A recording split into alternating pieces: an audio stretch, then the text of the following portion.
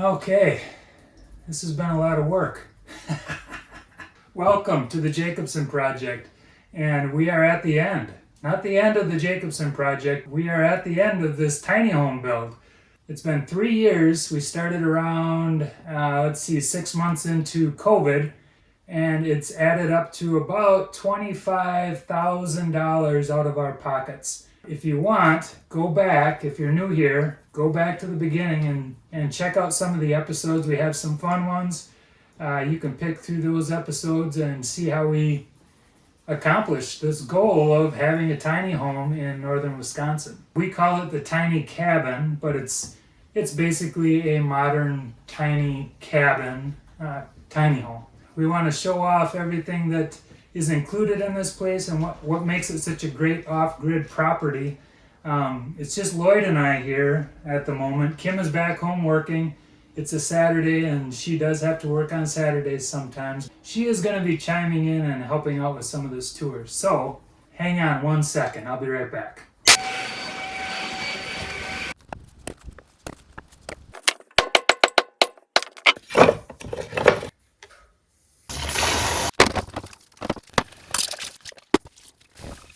Okay, so the place is cleaned up. I had to split a little bit of firewood and get the fire stoked up. It's in fall now in northern Wisconsin, so it's starting to cool off. To get this thing started and show off this tour, I think what we need to do first, after cleaning, the first thing we have to do is go backwards. We got to look at the beginning and see everything that's happened along the way, and then we'll do a little bit of a tour. So let's go back.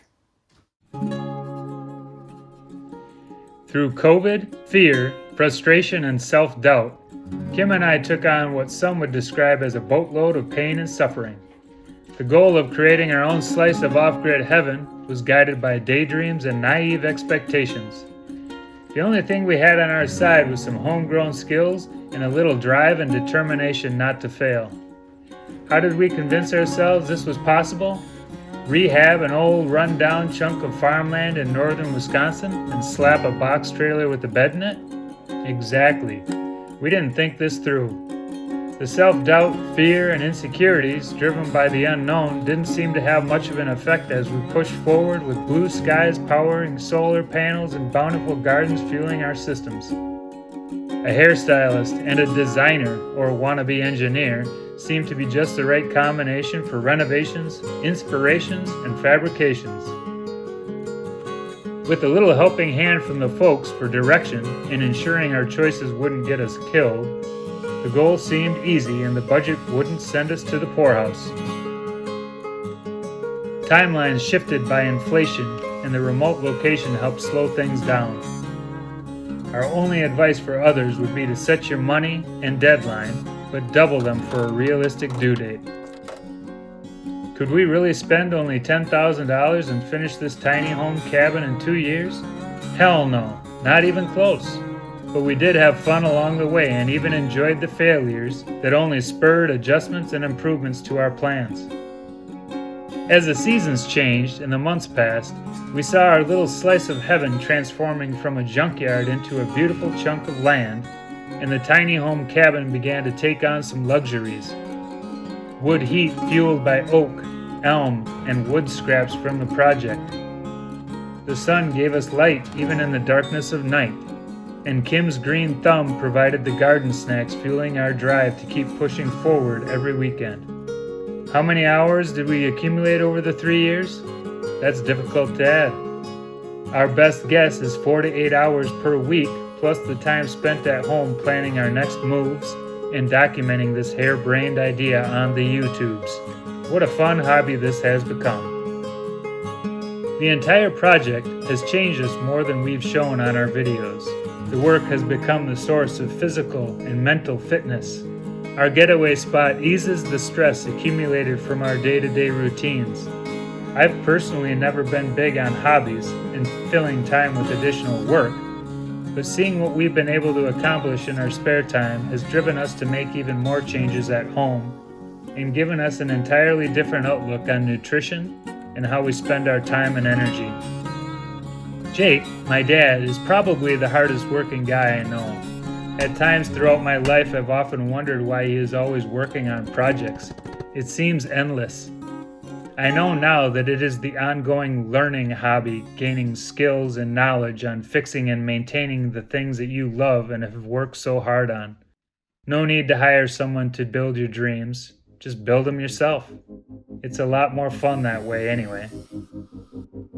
This dream of ours started off small, tiny dreams, some would say.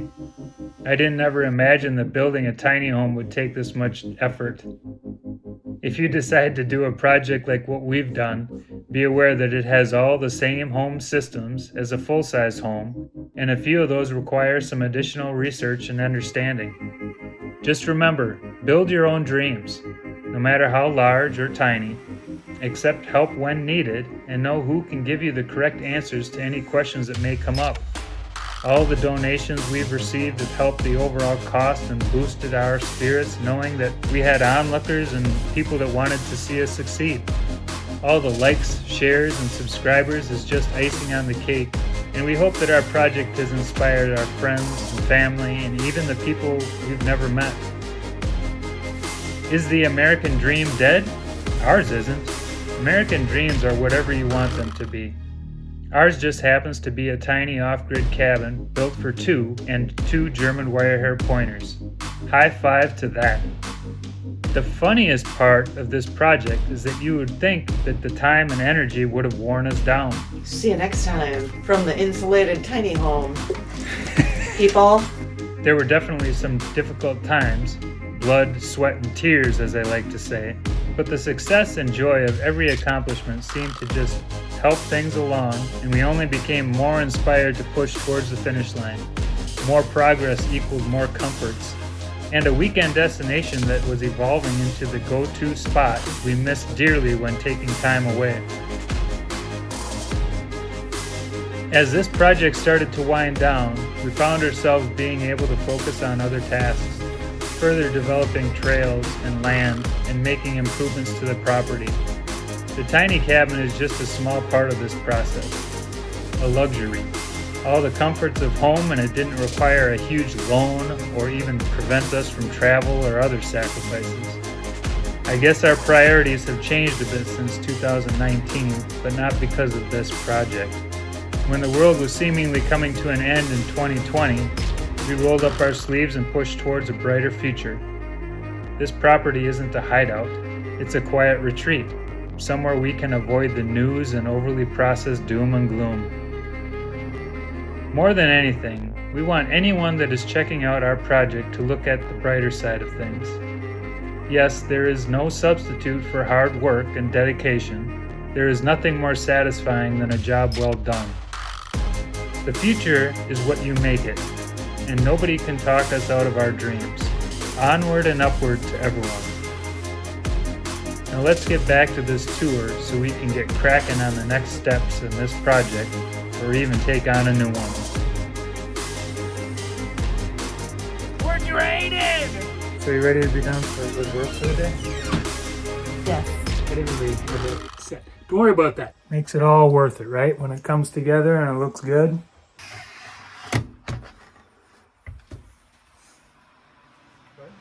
Sponsor, Blood, Sweat, and Tears. Thanks for watching. Okay, that was fun. Geez, looking back and all the things that we've accomplished over the last 3 years, it's been quite a journey.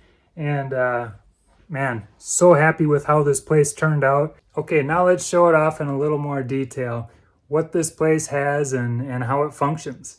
I guess the best place to start is the last thing that we finished was the bathroom. But one of the first things that we did here in this place was created a composting toilet. So this is a design that I came up with and built. It's basically a toilet out of 2 buckets and then a little bit of a box that I've created. So here's the bathroom, and we just recently finished this up, got the water supply running. We'll talk a little bit about that too, but the main character in this bathroom is our compost toilet. go back and take a look at that episode. This is a fun one. Great design. I think it's the best designed compost toilet, and it's super cool. It has a diverter in it and takes the liquids out, and it holds the solids, dried solids that we've sprinkled sawdust on. We do have a nice window that we got for nothing. I believe we paid nothing for that one. And then it's got a window shelf and a little bit of a shade. So shelf and shade in the window. Little sink, mirror, and sorry about that, tight space, tiny home, and a fully functioning shower. So we do have a water supply that we fill up. We might do rainwater collection at some point. Oh no, that's gonna drip. Can you hear it? Doesn't matter, let's move on. We are gonna have a bigger tank that we're going to fill, and what we do is we fill that over on the farm side from the well, and then we filter it and run it into the house with a pump, pressure tank, and pump that runs off of our solar power system. Okay, moving forward, now we are in the kitchen space. Kitchen, these cabinets are all refurbished cabinets that we purchased off of Facebook Marketplace or got for free. Turned out pretty nice.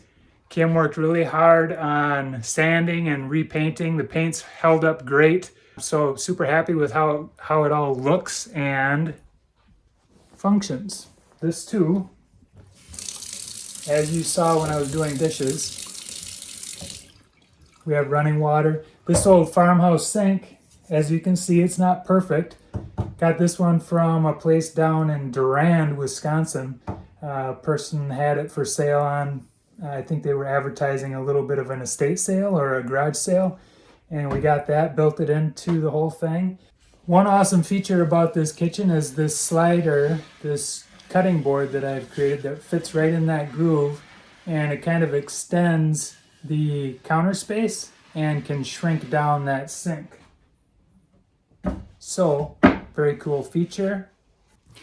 How do we keep things cold? Well, this is more of a camping style, and we don't have a refrigerator, but we did bite the bullet and purchased a Yeti cooler. We do have another cooler that we keep outside, a bigger cooler, but this is kind of one of those transport food items, and that's where we keep the stuff that we use on the weekends. If we're going to be here for a longer stay, we do utilize that cooler that's outside too. And this is where the dog food is kept. Got to feed the dogs. One of the other things that we do is we jerry jug water from home occasionally.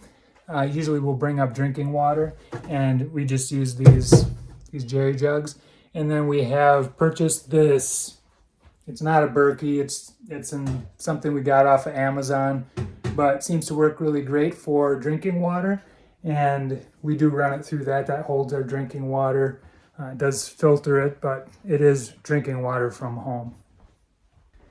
One other thing I gotta mention while we're in the kitchen is the neighbors that we have up here. The neighbors that we have in this area are so nice. Our neighbor Jay, super cool guy. I think he was born and raised here. But he likes to drop off little gifts. Check this out. What a beautiful sourdough loaf. This is gonna come in handy tomorrow when we're having soup. Thanks, Jay.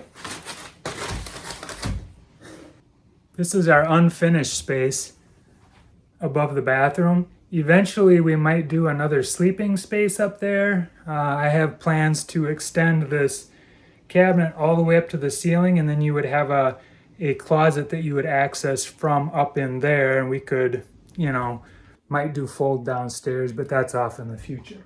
The other thing that we also have when it gets warm in the summertime, or if we need to circulate air through this place, we have a little fan. That thing moves air. And it doesn't seem to draw a lot of power too. So especially during the day when we have solar power coming in. We run that thing occasionally. The countertops, the butcher block, we got off of Facebook Marketplace for cheap, and we cut it up. We got a huge slab of it, cut it up, and used it for our countertops. We did add in a 2-burner stove, which is, I have it all covered up, but that thing's been working great. It runs off of propane, and that's what makes my coffee. One of the coolest parts of this kitchen, actually I'm going to keep my hat off. Did my hair for you guys. One of the coolest parts about this kitchen is this little peninsula that we created, cut out of the same slab, but it has a nice little nook up against the sliding glass door. This was my dad Jake's idea to have it angled, and then Kim and I came up with the design and cut that thing out. And it's great for dining and playing games at. It's awesome. Perfect.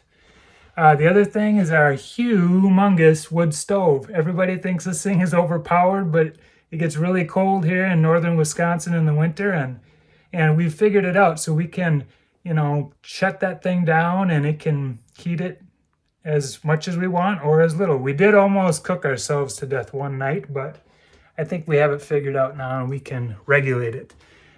We have a pot rack that's built into the heat deflector. There's sheets of Duroc behind it, so cement board behind it, and then we have the metal over top on standoffs. It's pretty safe. It doesn't get hot. The cabinet's away. There's a heat deflector in the back, and it's great. It's a great heat source.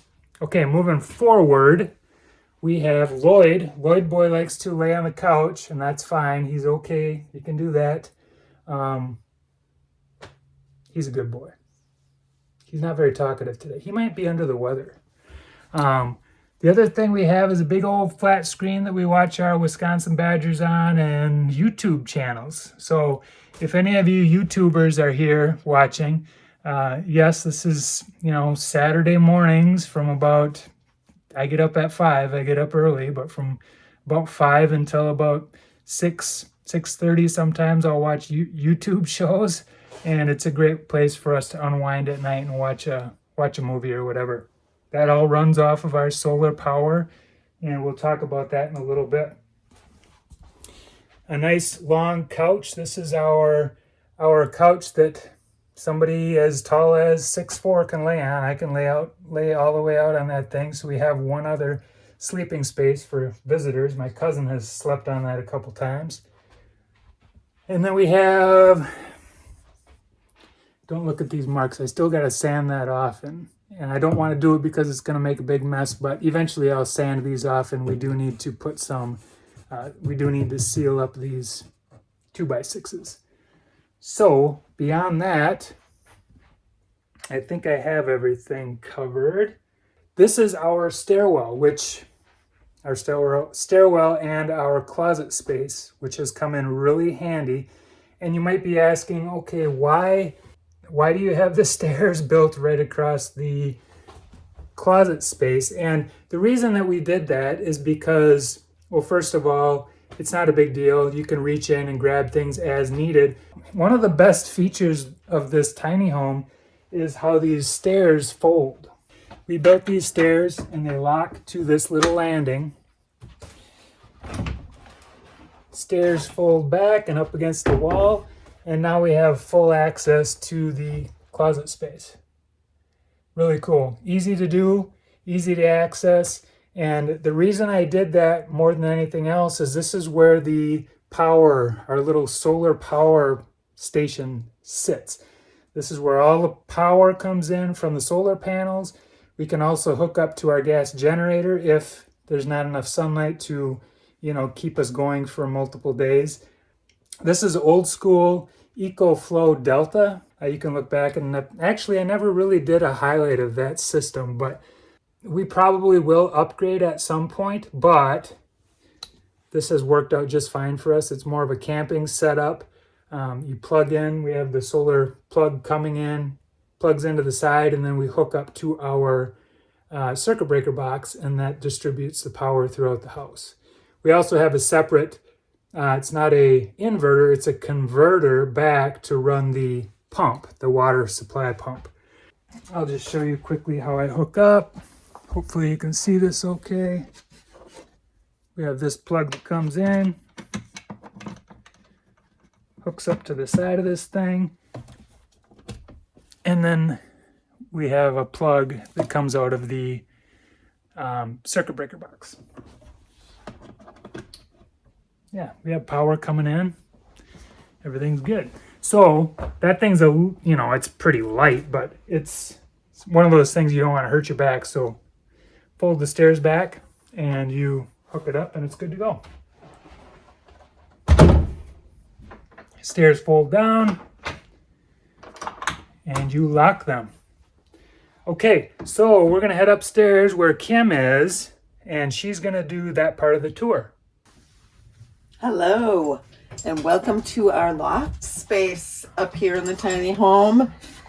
This is where we can stand up full size so we can change. So it's really nice to be able to get ready in the morning or whatever, take our clothes off at night. And then, yes, we can reach right over here. We'll keep our closet. This is where we usually keep most of our, we got these little baskets, which are great to just kind of bring stuff from home and then throw it in there and not have to think about it. Just works great for the tiny home, that amount of space for that.